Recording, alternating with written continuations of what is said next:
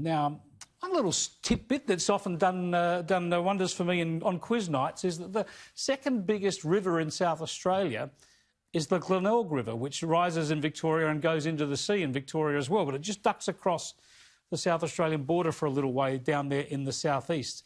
So we're going to cross now to the Glenelg Shire and catch up with a councillor there, Karen Stevens, who's dealing with these issues where there is these cross-border communities. Thanks for joining us, Karen. People in the Glenelg Shire, Glenelg River Shire of Victoria, would ordinarily go across the border into South Australia, often on a daily basis, for work, for school, for hospital appointments and the like. Absolutely, Chris, and vice versa. People in South Australia, in the southeast, also travel across to Victoria for work as well. Absolutely. Now, you've had big problems imposed by these new tough rules by the South Australian government. The back down today by Stephen Marshall to reimpose a border buffer zone, if you like. This is going to kick in on Thursday night. Does that solve all your problems? Is that enough of a back down to get you through?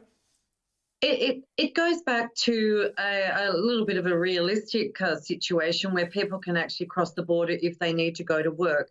They still need a permit to do so, and they still need to have a COVID test every 7 days if they do cross the border, Chris. So, whilst it's a relief for employers and for the economy and for families that send children to school and for our healthcare workers and teaching staff, the common sense of this is just lacking.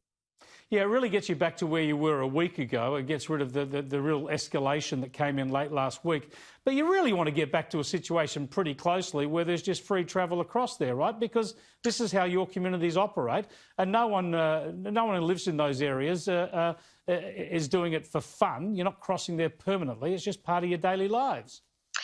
That's exactly right. And, we actually have complied. You've got hardworking people here that are continuously having to get permits just to go about their day-to-day lives. And it's time the federal government stepped in, Chris, and actually had a cross-border code. It's just ridiculous. I wish they could. Just briefly, on the 7-day testing, that seems a wonderful idea, even more frequent if possible. But are you getting results from those quickly enough? I know in New South Wales here, you often get results within 24 hours. How fast is it in your area?